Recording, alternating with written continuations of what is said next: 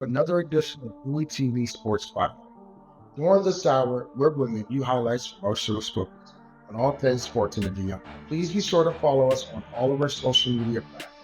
First up on Pitt Sports Center, Bowie State University softball head coach Ed Powell gets ready for the upcoming season as the Bulldogs chase their fourth straight challenge. Also, check out part 2 of the exclusive content of this year's HBCU Legacy Bowl in New Orleans. Then we hear from top prospects and NFL executives as we check out the coverage from this year's NFL Combine in Indianapolis. Lastly, Candy Wallace shares her insights live from the 2026 NFL Combine on all burgundy and gold. Don't go anywhere. As always, enjoy this week's episode of Bowie TV Sports Spotlight.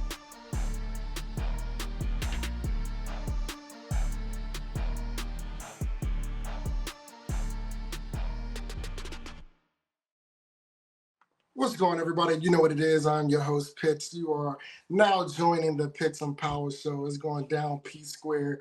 Me and Silky P's on the mic, ones and twos. What's going on, Coach? Hey, nothing much, Terrence. I'm doing all right, man. How are you? I'm blessed, man. I can't listen. We've talked about this moment. The week is finally here. The preparation is in. Now it's time to showcase the talents of Bowie State. How are you feeling this week? Oh man, I'm feeling really good. You know, I thought we had a last week. It was a challenging week. As you know, we lost. We lost a really important person to our. Yeah, you know, I don't want to start off with that, but I do want to make recognition and make that we don't forget about last week was really tough for our players, but they shined through. They came through. Wednesday, Thursday, Friday, Saturday, we just kept keeping our head down and really, show well. They showed, a whole lot of emotion that went into last week, but it was a lot of, get ready and let's go. So yeah, really proud of them.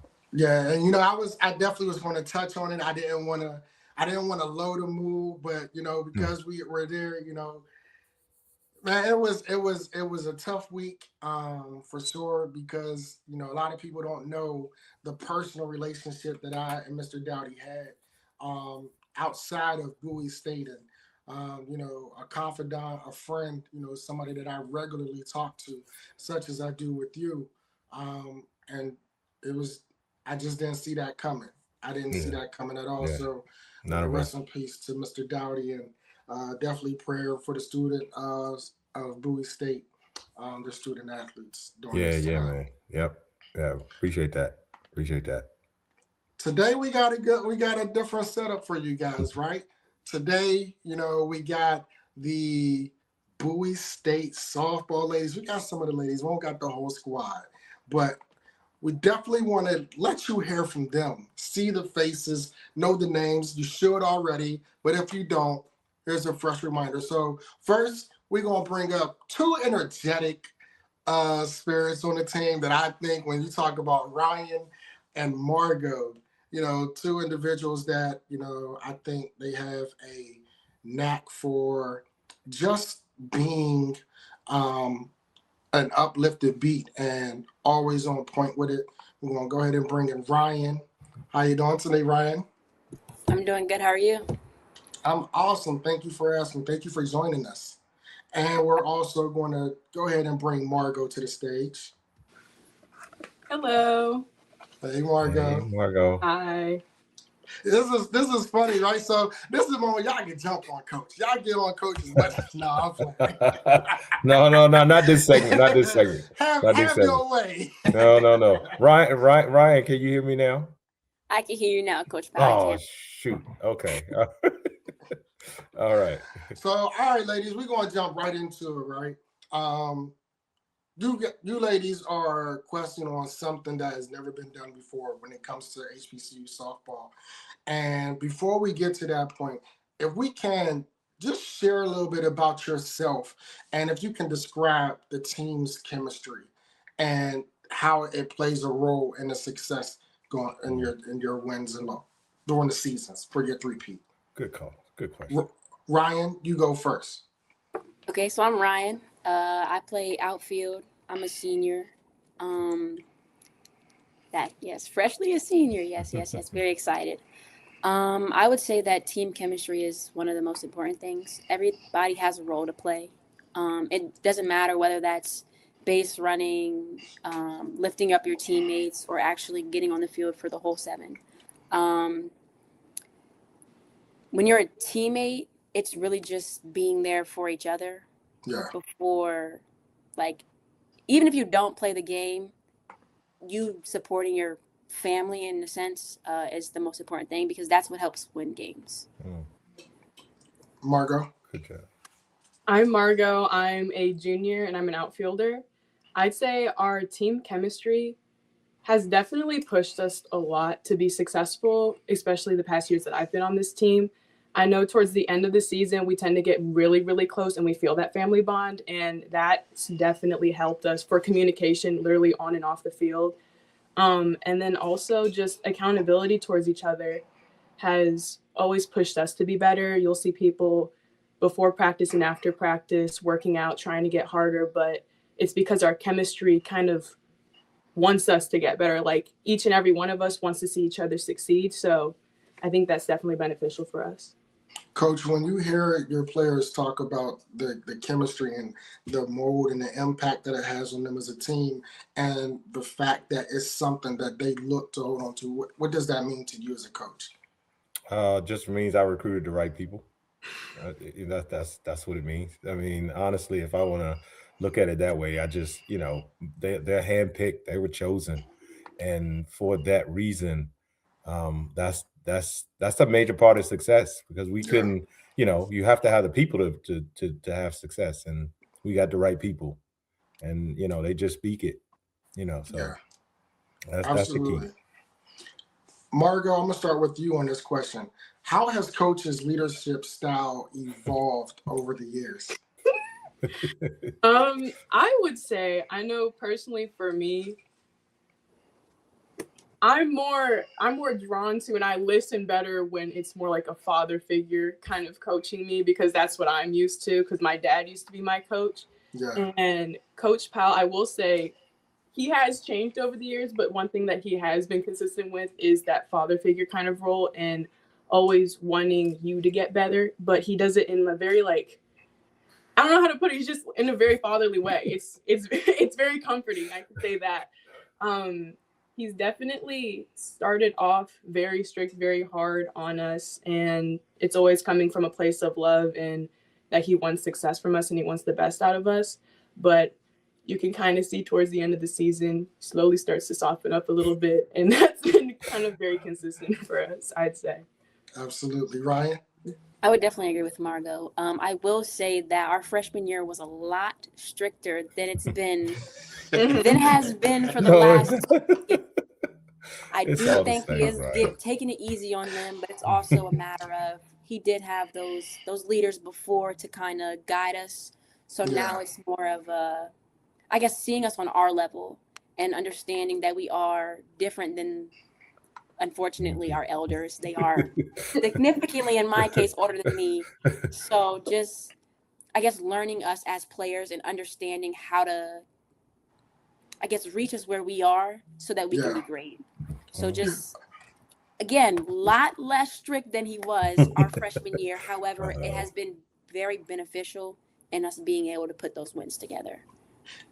Ryan, you said something just now about the leadership that you ladies had on the team your freshman year.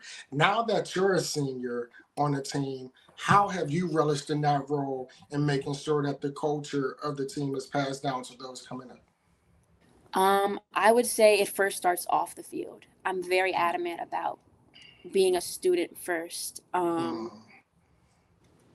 For me, at least, I know that my education is most important. So it starts there. When you are accountable and you hold yourself to that level off the field, that's the only way you can get on the field. Yeah. So that's where it starts first for me. And again, I think I'm more of a leader in that regard rather than on the field. I kind of look, again, towards my teammates for that support and that help when it comes to on the field, only because, again, I'm here. I'm really there. I'm there for, support and vibes. I bring that, the energy and just, hey, let's lock in, let's get it together. I am, I guess, strict when I need to be and playful when it's a good balance of the two, because reaching the freshmen and sophomore where they are is super important in their success and the continuance of their college careers. So just, again, learning your team and then knowing what you bring to the table is always important. Listen. Terrence y'all can hear me? I can hear you. Okay, all right. So we just lost Terrence. So, there you go. Oh, you can back. hear me now? Yeah. Jesus. So, I apologize. I was double tapped. You know when you're on Do Not Disturb and they know you want and they call you right back. iPhone will let the call come right through. Yeah. So I was going to say was that Ryan, when I started, I talked about the energy, that I feel when I see, you ladies, because I've been around now for the last 5 years. And when I talk energy, you and Margot bring a different energy, right? Margot is that out front. She's photogenic. She's silly. She going, and you are more like, don't take a picture of me, but I'm going to chant, I'm going to be loud, and I'm going to do all of that. So you really just described everything that I said early on about you personally. Margot, if you want to go ahead and jump in to the question that Ryan had. Yeah.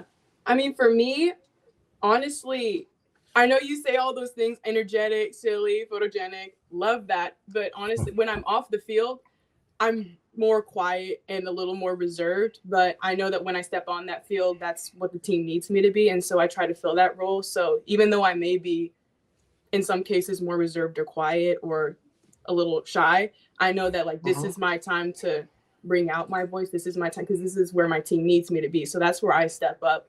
But also behind the scenes, I know it's important, especially for the freshmen, because, it's a new environment that they're stepping into and we want them to put their best foot forward. So I think just being a shoulder that you can lean on or somebody that you can go and relate to and talk to. And I don't want to coddle them, but I mean, my class, our freshman year was pretty rough. So I know kind of what they're going through, if not more. So if you need somebody to talk to or sympathize with, I'm there for you and I can help you kind of guide you through that in a way. So I'm more behind the scenes in that sense for the most part. But when it comes to game time, I'm definitely more vocal. I'm definitely more out there and I bring the energy out. So, yeah. Ladies, I thank you very much for joining us tonight. Look forward to seeing you ladies this week in Georgia and showcasing your talents and letting the world know who Bowie State softball team is. Thank you very much for joining us tonight. Thank you for having us. Thank you, guys. See you tomorrow. So, Coach, as they're leaving off, and we're going to bring on two more players. We're going to bring on Erin and we're going to bring on Taylor. If you can, Coach, tell me what are your thoughts when you hear your players talk in regards to the tutelage that they came under and the help that the seniors on the team did for them and how they look to give that back. I'm not surprised, like Ryan talked about. We were when they first came on the team, which was 3 years ago, we were still in building mode. So you go back 3 years ago, I was, I don't think I was that hard on them, but we were still building, and so the blocks hadn't been set, the cement hadn't been set. You know what I mean? So we were building, and to hear them go from, I seen them when they first came in as freshmen to now juniors and seniors. That's really special. That is really special. So yeah, I'm happy to hear that the growth, the growth and the maturity that where they are now. So yeah.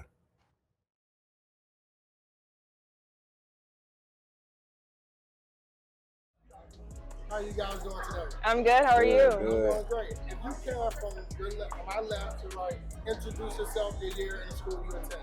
All right. My name is Tania. I am a junior, and I attend Alabama Agricultural and Mechanical University.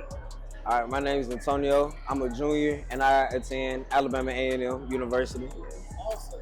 So if you can, just tell me, Today, HBCU Legacy Bowl career fair, did it meet your expectations?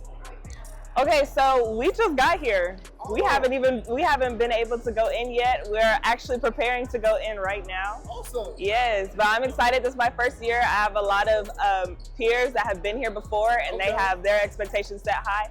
And so I'm definitely excited to be able to go in there and see what y'all have to offer. So then let's pivot. Then with that being stated, right? What are your expectations for the career fair? So from looking from the outside looking in, I have really high expectations. I was looking at the actual panel list, and it's like all these different companies from all different walks. It could be like the police department, school department, or it could be something in the actual NFL industry, and that's something that's like, that gives me a little bit more hope with everybody getting into the professional realm. Yeah, and you know, what does a moment like this mean for HBCU kids, rather, to be able to have this platform to where we can, you know, whether we're currently in school or, you know, post 5-year alumni, to have an opportunity where you're, you know, able to come and see where you're able to find a new shift for you career-wise. Exactly. I think it's very important for us to have these type of opportunities where we get exposure to these big name companies and brands that are here to pick up us out of our schools so that we can get employed, have those opportunities to find opportunities to, you know, just get those jobs and really make sure that we are on the right track for life. It's very important for us to have that type of exposure because there's not too many opportunities for us. So us being able to get here and really just see what the world has to offer and they can see what we have to offer is very important. I definitely agree. Because we are so underrepresented compared to our PWI counterparts, I feel like this is a way that we can kind of have exposure, like she said, to really show the talent that we produce at these different HBCUs. So you said it for me, right? It's the exposure piece. You know, something that, you know, from my perspective, the exposure that I gave was for athletics, right? Because we don't have that media exposure athletically. Talk about from a broad perspective, exposure-wise for HBCUs. What can this do for HBCUs? Yeah, it can put us on the map. I think first and foremost, we go to Alabama Agricultural and Mechanical University, as we said, and I think it's very important for the world to know what we have to offer as a university. And with so much diverse talent that we have at these different HBCUs, it's important for everybody to be able to see what we have to offer. Well, I believe it's definitely diverse at Alabama A&M. It's not only just mechanical and engineering, it's sports management, it's a rising fashion scene at Alabama A&M. It's so much that goes into our HBCUs that are underrepresented, like we said before, so this is definitely the area that we can kind of expose all that. Well, thank you guys. Good luck. You know, have fun. And best of wishes going forward on your future endeavors. Thank you so much. Thank you so much.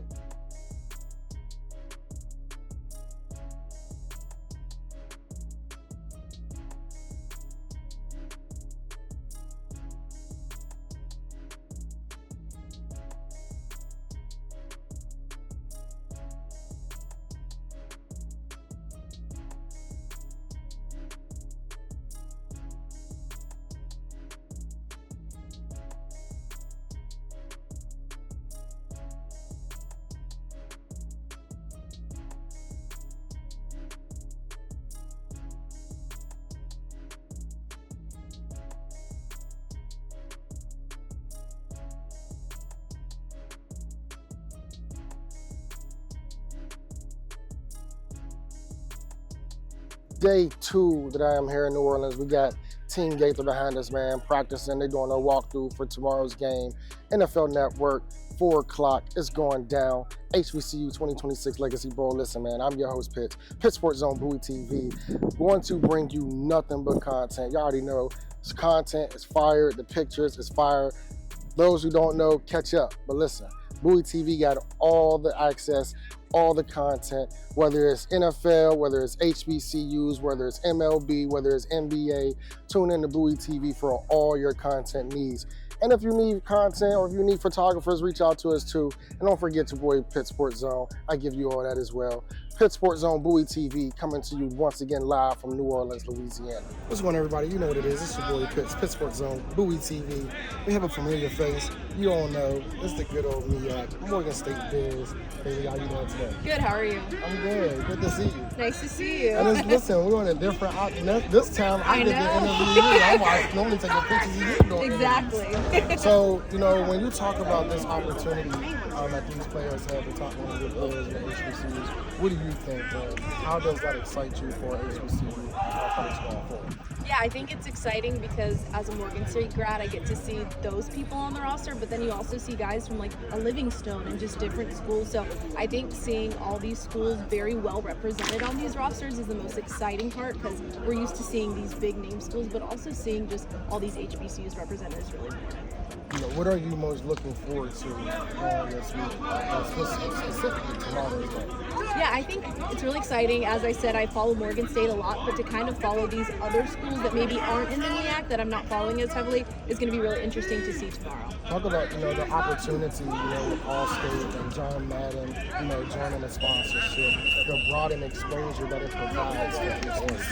Yeah, as a former HBCU student athlete, I played softball, so it was on a different scale, but just seeing that the way that HBCU sports are being recognized, they're being poured into, they're being funded, has been really exciting. And as someone who's no longer an athlete, being able to see those athletes now get those opportunities is really important. Yeah, this is your boy Pitt Sports Zone, Bowie TV, coming to you live. New Orleans 2026 HBCU Legacy Bowl is going down. Got my guy Jamal, I got Sam. You know what it is.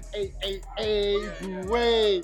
Listen, it's been going down. How has the experience been for you so far? It's been amazing. It's been a blessing. I've been a part of one bowl game, not a senior bowl game, but something like this kind of president with this kind of culture around, it's amazing, man. Everything's been running well. Everything's been smooth. It's been a lifetime experience. And for my first time being in New Orleans, I wouldn't have it any other way. How about you, Jay? The Bayou, baby. You understand me? We down here eating good, playing some good football. You know what I'm saying? Get to compete. That's all it's about, competition, man, to get ready for Sunday. How does it feel? Both of you have been highlighted by Steve Weiss during various practices, right? How did it feel when you seen Steve mention you in his excerpt notes off of yesterday's practice? That means I'm getting noticed, man. That lets me know that I'm turning heads and I'm doing my thing out here. You know what I'm saying? It gives you a level of reassurance. Yeah. And then during the interview I had with Steve on my show, he talked about how there's numbers and then there's impact, right? And he was talking about how sometimes the impact don't include the numbers. How does that feel when you hear a person like Steve Weiss talk highly in regards to the impact that you have and that you portray on the field? So shout out to Steve. He's a great guy. He's been one heck of an ambassador for us and just helping us and pushing us through this process. But those words coming from Steve, Mr. Weiss, it's like, it means a lot. He's up there with NFL networks. He's been interviewing countless people, and like that kind of recognition coming from that notable of a person, it means a lot because some people are overlooking the numbers and like they see the numbers and they're like, he didn't put up that many stats. Yeah. But once you cut on the tape and see the kind of versatility that Jamal and I both have, it's like it'll jump out at the screen at you more than the numbers will. So most of the time when scouts look at the numbers, they see what they see, but once they cut on that tape, it's a little bit different. Absolutely. And lastly, I want to keep you guys Mr. Dowdy, AD, suddenly passes away, man. Was a great guy. That was like a close friend, a father figure in some ways, man. Just talk about, how you, that moment and, your emotions and what you felt during that time. So when that first happened, I believe Jamal and I were together. We were training, we were putting in work, and we seen a message and we started, getting phone calls and text messages from other teammates saying, the AD had passed, and it was a very tragic thing, not something that anybody was expecting. He was in perfectly good health. He was an amazing person. He did his job very well, and the fact that a passing like that happened at Bowie it took us very hard. It was a very, very rough situation, but as Bowie always does, we always prevail. We're always going to come out even better, and we're not going to forget the things that Clyde did for us. So he's an amazing man. It's an honor to be part of his last class. You know what I'm saying? To be the last HBCU Legacy Bowl invitees, you know what I'm saying, under his reign. You know what I'm saying? Like I said, Bulldogs never quit. His legacy lives on forever. Amen. No doubt. Y'all heard it here, man. Bowie State Bulldogs is going down 2026 HBCU Legacy Bowl. Come on, everybody. You know what it is. This is your boy, Pitt Sports Zone, Bowie TV, coming to you live, 2026 HBCU Legacy Bowl. We got the great Coach Barry here with us. How you doing today, Coach? I'm doing outstanding, man. Glad to be here. Coach, when I tell you, so I cover the HBCU from a broader perspective. I live in the Maryland area, but I try to get everyone, when I watch your videos, man, you said to me, you said it's like a ministry when you're talking and teaching with the student athletes. Can you elaborate a little bit on that? Because I understood what you meant and it was powerful to me. But for those who may not get it, what did you mean by that? Man, ministry, man. Where else do you get a chance to impact the lives of 105 plus young men? Most of them look just like me. You get a chance to impact their life. Well, not only in the pulpit, you know, like preachers do it on Sundays. Yeah. I get it every day. Yeah. So I'm impacting their lives not only as football players, but young men. I know that this game has an expiration date. So I'm getting future fathers prepared, future husbands prepared. Yeah. Because the game of football has an expiration date, man. I got to get these young men ready for the game of life. Winning on the field, but winning souls is probably more important to me. Man, you know, you're the second coach that I've heard share that, because Coach Bernard Clark Jr., someone that I'm very close with, Robert Morris University head coach, he said the same thing, you know, how to become better men, better fathers, and better sons, and beyond the game of football. You know, when you look at this moment and the impact that you're able to not only give to South Carolina State, but then the other players from other conferences, and the impact that you're able to pour into them, how does that feel? Just being able, because if you don't know, like, you're like motivational, like make you want to run through a wall. There's times I heard you speaking, I'm like, Dad, I ain't used none of my eligibility. Yeah. You know, it's so amazing, man. Honestly, being out here and getting a chance to be around these young men, you'd be surprised. I always tell guys, man, somebody's always watching. Yeah. And a lot of these young men have watched me. So they came up to me, you know, just appreciating me from afar. Yes, sir. On the impact that I've made in their lives. Yes, sir. From a motivational standpoint. So I tell our guys, man, every day's an interview. You never know who's watching, man. And if I can impact the lives of just one, yes, sir. if I can touch one, yes, sir. You know, you can't get them all, you can't save them all. Yeah. But if I can impact and change their life in a positive way, the trajectory of a man's life, yes, sir. In the right way, I've won. Yes, sir. They say plant the seed, you only take one. You throw a lot of seeds, some on fertile ground, some on broken land, but after a while, someone else will come and water the seed that you planted. So, absolutely. You know, when you talk about the opportunities that they have, especially on tomorrow for these players, you know, talk about the exposure and the opportunities that it provides for our student athletes for HBCUs. Well, we've been using that word opportunity all week. You know, when I was a player and I finished playing in 1994, you know, I am HBCU. I've been on the HBCU campus since I've been a freshman, 18 years old. I'm 52 now.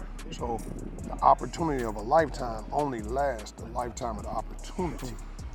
And the opportunity for these young men is right now. There's no opportunity wasted. Yes. All right? Opportunities don't go away, they go to other people. Yes, sir. What are you going to do with this opportunity? Well, you get an opportunity to be around 32 NFL teams.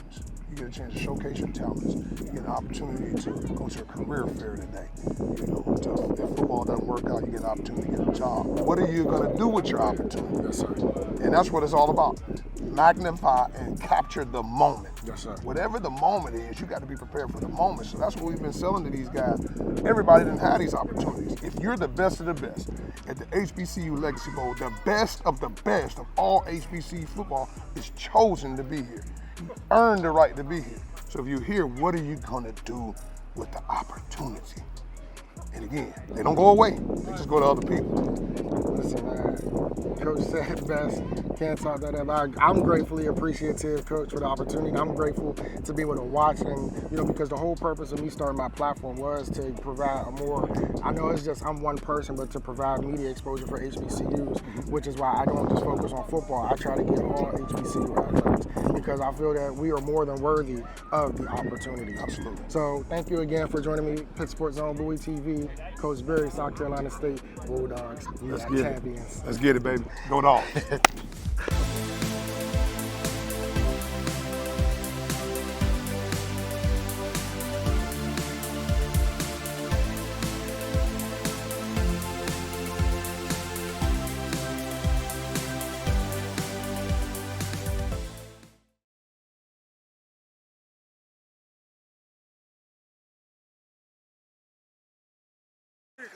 Yeah, well, as you guys know, Lamar and I have an agreement. We handle business kind of in-house internally, as you all know. That worked well for us the last time, and we will continue to have that policy moving forward. Have spoken to Lamar about a lot of different things over the last month. He's been very engaged. As I said, he was a big value to us in the coaching search, but we'll continue those conversations moving forward. Eric, last time you guys went through a negotiation, obviously you spoke about how challenging it was and so forth, different now, but are you confident that you'll be able to work something out, whether that's an extension, whether that's reworking the current deal? I am. I definitely am. Would you prefer Lamar goes to OTA? You know what? Those are voluntary. Lamar's a two-time MVP. I think he knows what it takes to get ready for the grind of the NFL season. He's proven he can do it at a very, very high level, and I have no preference. What stood out to you in the coaching staff about Declan Doyle? Smart, great vision, good communicator. Had the chance to interview him over Zoom at the Senior Bowl and also in person in Baltimore. Driven, I think relentlessly committed to his vision for what his offense is going to look like. I think he's going to work well with the players. I think he's going to be exciting. Eric, back to Lamar real quickly. The timing element, trying to get that done before free agencies. Do you kind of view Lamar's contract as the big domino and then other business can be handled on the team? Not necessarily. I think, we never have as much cap room as we'd like to have, but we feel like we can start at the beginning of the new league year and conduct business. Eric, when you guys took Kyle Hamilton and you knew he was going to be great, did you know he was going to be this versatile? And when you're looking at those kinds of do-it-all safeties, what traits are you looking for? Well, we certainly didn't know that Kyle was going to be as good as he is. He was the best guy at the time for us to make the pick. Kyle's a unicorn. I think one of the things that I appreciate the most about Kyle is his intelligence. He's a very, very smart football player. Kind of operates, 4 dimensions. Has the ability to kind of see what's going on in front of him. His spatial awareness is second to none. And he's just very talented. Tremendous versatility in his game, ball skills, and he's definitely a force multiplier. Eric, how likely he's going to be a free agent? You already signed Mark Anderson extension. Is it an option to also bring back Likely? Definitely. Eric, where are you at with contract negotiations with Tyler? Yeah, so first of all, Tyler's a guy that I have tremendous respect for. Obviously he's proven to be, in my opinion, the best center in the league. We've been having conversations. We've had conversations since the end of the season. And at this point in time, we've made him a market-setting deal, proposal, offer, and hopefully we can get something done with him between now and the start of the new league year. Eric, speaking to that, the NILs for several years, what change in mental makeup have you noticed from guys as they come here at the combine? And how do you evaluate hunger and desire when guys, some of them are already financially set? Well, I don't know that we've necessarily noticed any major changes. I think the process that we've used to evaluate players now is the process that we used 10 years ago. So it's all about, I think, growth mindset, passion, love of the game, being a good teammate, being coachable, playing like a Raven, being one of the most competitive players on the field in college, and making plays. And we believe in that kind of model, and we'll continue to look for those type of guys. Eric, how do you balance that best player available mindset and kind of philosophy with also like team needs, like maybe guard or receiver or things like that? Yeah, there's a nuance there, and it's probably something I could talk about for 25 hours.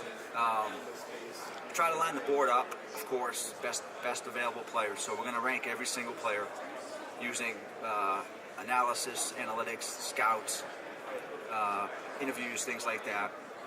And then we're going to kind of fold in the idea of need. So, a way that I could basically explain it is if we're picking in the first round and the best available player is a quarterback, we're probably not going to draft him. We've got Lamar Jackson. We're going to probably move to the next guy on our list with at least an idea of what that need might be.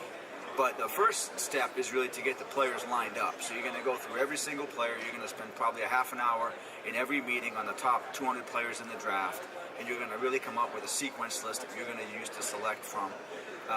And then, in the first 2 to 3 rounds, you're really going to focus on, is this the best player at this pick? With the idea of need. As you get into the later rounds of the draft, depending on the players that you've already selected, that may change your sequence and that may change what you do. Hey, Eric, with the coaching change, has that altered at all the profile of players that you're looking for? I would say no. Eric, how do you use mock draft simulators? Assessing league value is important. Understanding how other teams see these players can be useful in terms of when you have to take a player, when you don't have to take a player, that can be useful. And sometimes there is a component of that mock drafting that comes in to that. Eric, do you expect Marlon Humphrey? Representing that program. When you go to Athens and spend time with Kirby, what's the DNA, the culture that's coming out of that Bulldog program? Yeah, I mean, they love football. They're talented, but they love the game. They play hard. It's important to them, and they know what it takes when they get to the NFL. The acclimation is going to be easier for them because they've essentially been in a program that has a lot of demands on them and is run like an NFL program. Eric, do you expect Marlon Humphrey to be on the team this coming year? And if so, do you need to adjust his contract to make that happen? Not necessarily. I do expect him to be on the team. I love Marlon. Eric, when you teams are increasingly going the per game availability bonus to kind of attach money to availability, also the workout bonuses for the offseason, reduce risk, make sure guys are around. Is that trending? It's a good question. It's something that we've used probably a little bit more so in the last couple of years. I do think that with players that potentially have some durability questions or haven't necessarily been as healthy as you'd like them to be, that can be a useful incentive to get them on the field. Typically, you're not talking about a lot of money attached to those bonuses, but it's something that we've seen and that's something that we've used. Eric, how involved is Lamar in the head coaching search? He was definitely a part of it. There were other players involved as well. Some guys participated via Zoom. Some guys participated in person. It was their choice. They sat in on all the final interviews, had a chance to give their opinions and kind of ask questions individually. And then at the end, we kind of decompressed with those guys, got their feedback, and they made our decisions. Eric, can you share a bit more about traction with Powell Linderbaum before a certain deadline? Will either the transition tag or franchise tag be an option for you guys? Probably not. With how little teams are practicing tackling now, has evaluating a college player's tackling become more important? And are you seeing guys who come into the league as bad tacklers still able to become good tacklers in practice? Man, we've always evaluated tackling, so that's an important part of any defensive player is the ability to tackle. Something that as a scout I've always paid a lot of attention to. And as far as tackling in practice, we tackle in practice. So I think it's team to team.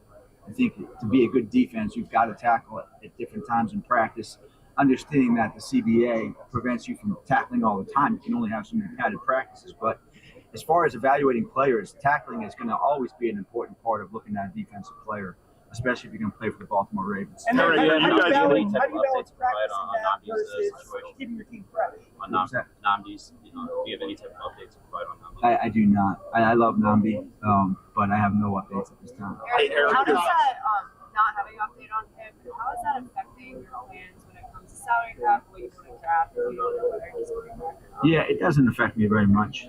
I think if we have the chance to draft a great defensive tackle, of course we will. One of the most important positions in football. Salary cap wise, it doesn't have any major impact on us at this time. So yeah, I think we'll just, there's a lot of unknowns when you build a team, and sometimes I learned from Ozzie, sometimes the best thing to do is just wait for more information. That's what we'll continue to do. When you take a look do you at feel like the defensive performance last year? Can you say that one more time, please? Prioritize human-based scouting versus model-based scouting going forward? Yeah, it's challenging. But I think we've got one of the best analytics staffs in the NFL, led by David McDonald. We try to blend the two models together. So we take the human element, the scout sequence, and then we take the model, the algorithm that we use, and essentially combine the two to get the best output. We feel that allows us to get the best sense for the best pick at any given slot. when you take a look at wide receiver, how do you evaluate that position group? Well, they come in all different shapes and sizes, right? So it depends on what you're looking for or what you have available at that time. You've got your big guys, you get your small guys, you get your fast guys, you get possession catch guys. They've got to be able to catch, first and foremost. I think route running is very important as well. Being able to drop your weight and get open and separate versus man versus zone. I think you've got to be intelligent, you've got to be competitive, you've got to be tough. I think blocking is definitely a component if you play for a team like the Ravens that prizes running the football.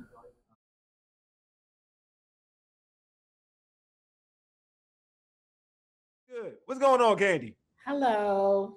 Hello. Yeah. Hey, Hoodie Wole. It's on. Yeah, I'm trying. Paul, you already know. We're here. Candy's here. She's here. She got me into. Matter of fact, I had the Redskin hat. I'm saying this all. We all hoodie now. We all hoodie. What's going on, Candy? I would actually. Do I have a hoodie with me today? I'm telling you, hoodies. That's hoodie. I didn't wear a hoodie. Folks on hoodie mode. It's freezing here. It's freezing. And it's free. It's cold out there. Yeah. It was like 16 degrees this morning. Are you serious? Mm-hmm. Yes. Damn. I ain't know it'd be that cold in Indy. You know, right? Like it's been wild. Santiago, what's good? Where we going? So who else we got here? All right, Santiago and Paul right now. Everybody else, y'all gotta pull up, man. Just put your comments in the chat. We want to see y'all. But yeah, hey Candy. First off, man, how is combine life? How is it? Let me tell you. So, and I think they had talked a little bit about it on NFL Network. It is definitely now starting to be a thing where you're seeing more and more NFL GMs and head coaches not doing combine media availability.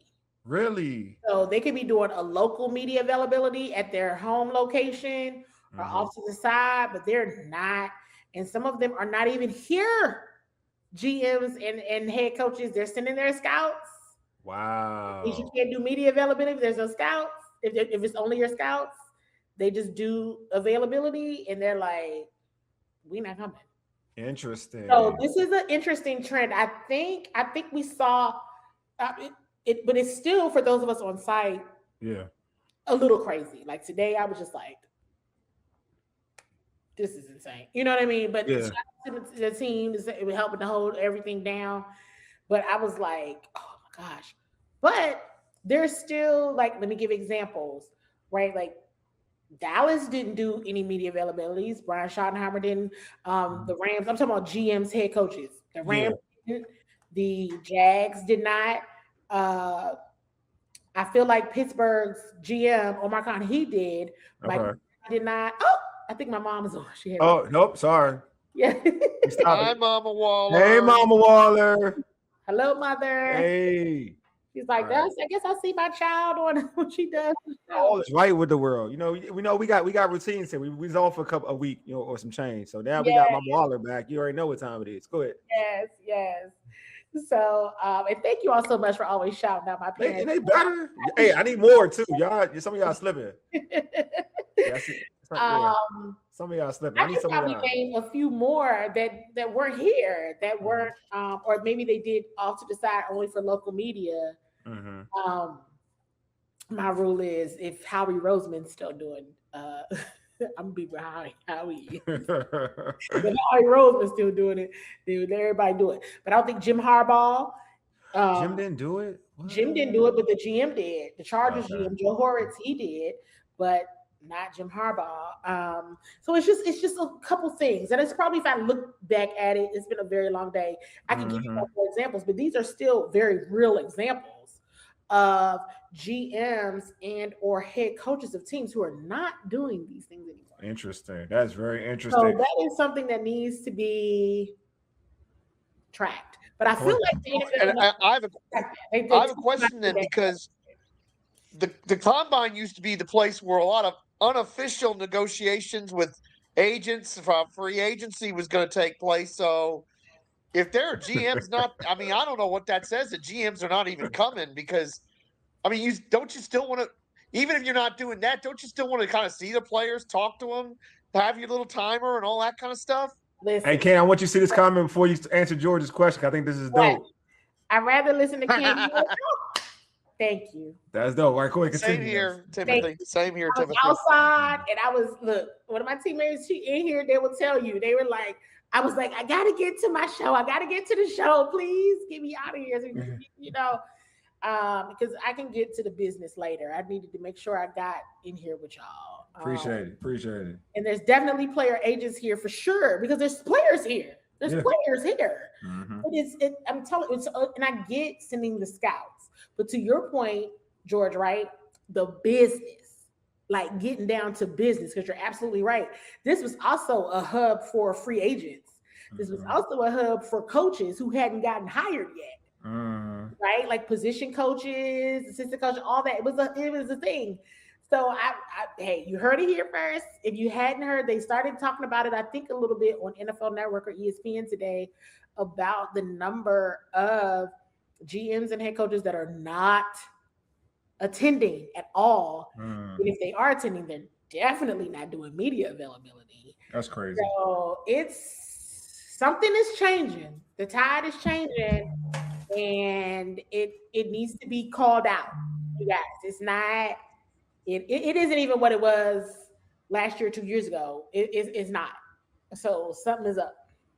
Do want to ask? All right. So speaking of, like, fans, we want to know about Washington. We know what they're doing out here in the combine, in these combine streets. So based on Adam Peters' demeanor and conversations at the combine, you have some clips too, and we'll get to those clips whenever you want us to get to those clips. What stands out about how he's approaching this draft compared to what you've seen in the past last season? Here's what I will say. I've been trying to think it through and just like, y'all know, but I got it. This is the objective part of the job, where I felt like there was a lot of conversation about the current roster, which is fine. Yeah. Not about draft prospects, not about, Yeah. That makes sense? Yeah, it makes a lot of sense. So I was kind of like not as moved by anything. And I think that's probably, am I using my clues? Yes, 1000%. But it makes me also feel like the changes in coordinator, that there's not a lot more, but there is definitely, obviously, but there's certainly an emphasis on the fact that the scheme was more of the challenge than the talent. Which is fine, right? But I didn't the sense there was just some things, and maybe this is a good time to get into some of those clips, right? Because I can point back to the question around the tight ends as well as my question as well. Okay, do you want a question about tight end about Zach Ertz? Yes. All right, here goes a question. Here is our discussion about Zachary Ertz. Like that, he's always open. He makes big plays, and he's an incredible guy in the locker room. So that was a big loss when he went down. We'll keep the door open for him for sure. We've had a lot of thoughts with him personally and his agent in terms of just keeping that door open and seeing how he progresses with his injury. But you can't count on anything, right? So we have 4 guys under contract, I think, right now. And we'll look to fill his role with a combination of those guys, but still we have some guys who really have a lot of confidence in there. John Bates has another level to go as a pass catcher. Ben's going to have a really good opportunity in this offense to show his versatility. Colson's a really athletic guy who can help in the passing game. Lawrence Cager, we're really excited about him and his ability to help in the passing game. So with that group, we feel really good, but we wouldn't be opposed to adding another. And that's what he had to say about that situation. About damning with faint praise. Yeah, I have God dang. See, like Zach Ertz ain't gonna he's not gonna move people. I mean, he's not. I mean, we know that the door is open. I mean, not cut you off. Absolutely, 1000% the door. We know this. I know this. That is not. Hey, Debbie. We know facts on top of facts. The door is facts on top of facts is open for Zach Ertz. They're not gonna close the door on Zach Ertz. They're just not. Not only because they're just not gonna close the door on Zach Ertz, and that was a security blanket. That's Jaden Boyd. They're not gonna close the door, And I know you gotta say those things, but I was just kind of like, and I will share this before we get into the next clip because I think we probably really want to talk about my question about the wide receiver group. And did I think? And I don't know if you start this question about. Right here. I did. I got it right here. I got one question about the Zach Ertz. Hold on, George. Hold on, George. Let her finish her statement real quick. I think there was a podium question about Brandon Ayuk and and like second chances, and he made a comment like, Yeah, I heard that. Second Yeah. chances are deserved. You got to earn a second chance, and I don't cover that today. I'm GM of this team, so I don't know what's going on, everybody. Because today I was kind of like, well, what is going on? Here's what I'll say, like about the kicker. Can I talk about the kicker? Because we ran out of time, but I did spend a little bit of time with Adam after, and I need to post that. But I spent some time with Adam after, and I made a joke. I probably shouldn't have made a joke. This is me being very transparent. I should not have made this joke as media and just being cool with Adam. Should have made this joke, which was, hey, listen, what y'all gonna do about kicker? You cycle through enough, I would try out if you like to pay me. That is what I said, and I shouldn't have. But at any rate, I absolutely said it, and I'm being real honest. I shouldn't have said it. Don't know if that went over well. But they definitely want to bring back Jake Moody. Certainly want to bring back Jake Moody. And if they have competition, sounds like they're absolutely open to competition for Jake Moody. So I think that is a very important point to bring up to you guys, because that is something that came up with, and me being also very transparent, that I'm like, hey, I'm very personable and funny, but I don't know if you found that funny. I like, hey, everybody thought knows it was funny. Everybody knows I'm a moody person, so it's all good. Yeah, like, if you want to pay me, I'll try, but it's probably not going to help. You'll be in the same situation. So, George, you want to ask Candy something, right? About Zach Ertz, because I had this thought. Do you bring him back? So because he's going to be rehabbing and he's not going to be available till who knows when. Do you bring him back to coach the other guys, essentially? I don't know about coaching them, but I mean, he made a comment too, and I know I have the clip here, and we can probably go into the clip after I say this, Wole, which is, he was like, but we can't depend on that. So I want to be clear on this. Like, they're absolutely acknowledging his skill set and understand you can't really quantify it because it is a special skill set, right? And I mean, we went into all of that previously. I'm sorry, but like, they got to look at somebody for free agency. They understand. I think he gets that. Yeah, he also wanted to acknowledge, right? He went through the names, right? He went through John Bates, Ben Sinnott, right? Kosin Yankov, Lawrence Cager. He went through the 4 that they have. And I think it's a very, very important point that he mentioned Lawrence Cager, right? Because he then, again, even in my question, he also references practice squad players and those that didn't get, right? So that's a Lawrence Cager situation that people did not see here at all. So he's still like naming the 4 that they have, right? He talks about Zach. The door is absolutely open for Zach, but they understand they can't depend on that. So when they say they can't depend on that, I think that's where, okay, maybe that's the clue to free agency. Yeah, I mean, I'll say this before we go into the next clip, but the next clip's gonna like really put me over the edge. But like this clip, but this one is kind of put me semi over the edge, because at the end of the day, like, we as you get older, it's tough to come back from injuries regardless. When you blow your ACL, that is almost like a death sentence to be even as close as you need to be at this age. Younger, you got folks like, all right, I'll give you an example. We had like in his youth, and he's playing better football now, but in his youth, my guy likes him, Chase Young blew his knee out. He's just getting back to being himself. He's just getting back to himself. So I'm just telling you, like, you in your third, you're not in your third, you're not gonna, it ain't gonna happen anytime soon. You can't wait on you really can't, to his point, you can't wait on that. To Adam Peters' point, you really can't wait on that, because it's not like this dude is, waiting 2 years. By that time, there's another couple years in the game where he's almost ready to retire. So, like, you got to be tapped into free agency. Like, I get that you do want to acknowledge the work that Zach Ertz has done for this organization during this regime, so you do acknowledge it. But I don't think that it should be something that folks should look at in Zach Ertz as a person that's going to help this team in 2025, 2026. Because 2026, 2027. Because it shouldn't be, and nobody knows one's body, but it's damn near impossible. It's damn near impossible, to be real with you. In terms of being practical, it's damn near impossible. So if anybody in that organization is relying on that, then I would have a big issue with that, because I think you should be tapped into free agency. You should be trying to. I know somebody mentioned Kyle Pitts. He's got franchise, which I mean he's a tight end. He's supposed to be like tight ends. The franchise of tight end is like cheap, because they don't get wide receiver money. They just don't. And so I know Pitts is off but you got Likely from Baltimore who's out there, who I feel like is a player that is what you need. There are other players out there, so there's other players you can draft one too. So but yeah, I wouldn't look in this situation if you don't believe in Ben Sinnott. A lot of people, it seems like some folks don't. It is what it is.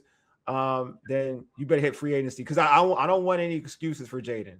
Like, I think you better give Jaden all the ability, all the talent in the world, and no excuses for Jaden. I think Jaden is good, fine, but I don't want to put Jaden behind the 8 ball with guys you feel that can step up, because it kind of goes to the next question, the next clip that you have about wide receivers. I want to play that. And when you look at the wide receiver group, so outside of Terry, you all locked him in last year, what else are you all looking for to do there, or where you all stand now? Yeah, we have Terry, and then we have a couple guys we drafted, and Luke and Jalen, who we're really, really excited about taking a big jump.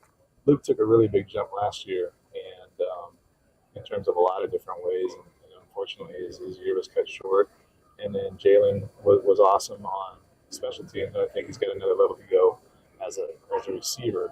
And so I think there's going to be a lot of cool opportunities for both of those guys moving forward, and just moving them around in this offense with David. He's got a really good vision for those guys. And then obviously, we have some younger guys that are more practice squad type guys last year who we hope will make a big jump this year, but it's a room we definitely want to add. All right, hold on. I'm about to let me remove this clip now.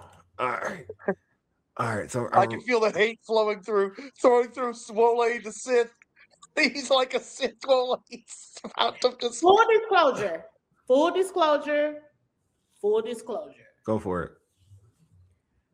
I alerted Wole. She did. I ain't know it was gonna be. It sound worse. It sound worse. We had to talk, and I told him. It sounds worse. It's worse than I thought. Okay, and I respect that, because this is live TV. This is a Bowie TV. All ready to go partnerships. This is like live. And so I tried to explain it as best as I could, but I was like, "Well, you're not gonna be happy with this." And this is why I bring clips, right? Yeah. Because I can tell you. And I could paraphrase probably, right? And I could read the transcript to you, but you have to hear it. You have to see. I believe in visuals. I can tell you, but I believe in visuals and everything. It's very important. And I did my best to warn Wole. And when I saw the hoodie Wole, I said, yeah, Wole done seen this clip. Full screen Wole. Paul, I ain't going full screen. I got to respect people on this show. He's probably not going full screen, because I'm on here and Jordan here. I ain't going. No, I'm not going to full screen it. But I do want to share my thoughts, though. I knew he was going to be upset, y'all. I was like, Wole, I just need to ask, because I felt like my question was valid. Of course, it was valid. It was a good question. I mean, I have so many questions, but I could just the vibe. Let me just go back to this, and Wole definitely. Yeah, please. I was just like, I don't feel like I'm learning. We're not learning anything. I want to, this is draft, this is combine. I want to talk about the prospects. I want to talk about what's going on. But I also want to talk about, if we're going to go along the lines about who you got in the current roster, because we've been hearing a lot about that. But I've gone back and I've listened to the coordinator press conferences a few times now.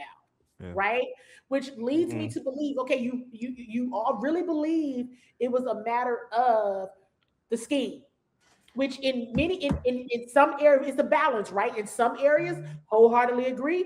Other areas, I don't know. But when it comes to the offense in this wide receiver group, right? Yeah. Y'all know I've been left the running backs alone, because I've been said that was scheme. I had a challenge with that last season.